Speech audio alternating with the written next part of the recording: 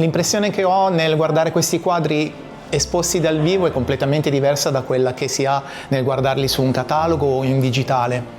I colori acquisiscono molta più vitalità anche grazie alle luci, e vederli comunque nella loro quasi tridimensionalità, con dei colori e dei soggetti che escono al di fuori della tela, fa veramente una gran bella impressione.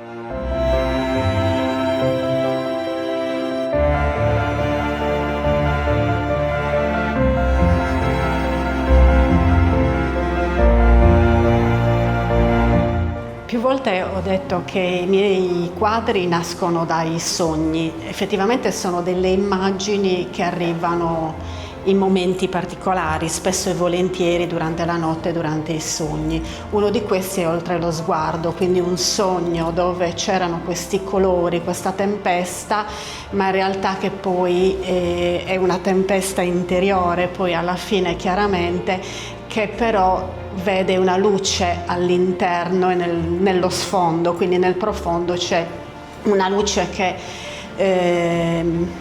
accoglie e dà speranza. Anche nei toni cupi, come nel silenzio per esempio, ho avuto delle interpretazioni bellissime di questo quadro, però il silenzio nasce come una visione notturna, una luna o un pianeta immerso nella galassia. Io sono molto affascinata da tutto ciò che è galassia, da tutto ciò che è centro, nucleo e fulcro.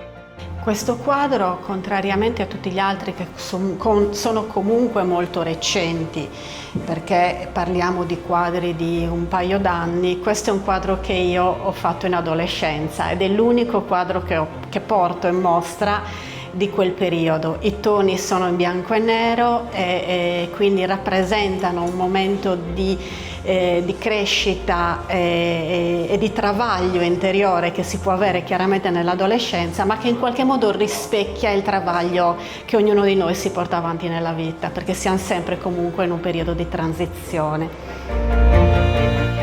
Qui ci sono 3 quadri per me molto importanti, una triade. Non sono stati fatti come triade, ma in realtà poi li riconosco come tali.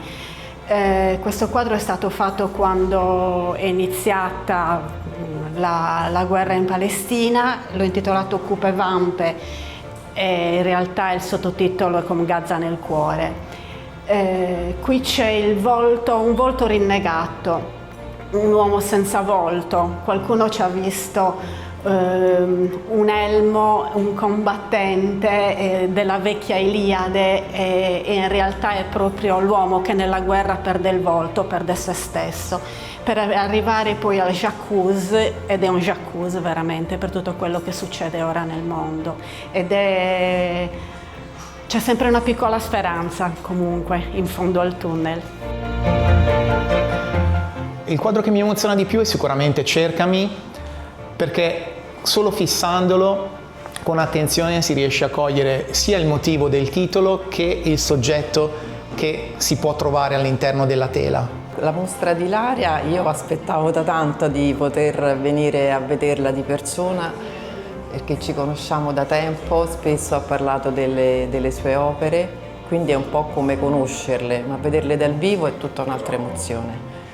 E in assoluto i quadri che mi piacciono di più sono Oltre lo sguardo, in cui ci si può perdere. Mi piace molto Il silenzio, dove c'è una perdita di udito e per me anche di vista. Mi rappresenta un po' lo spazio, ci vedo lo spazio, vedo il perdersi nel cosmo.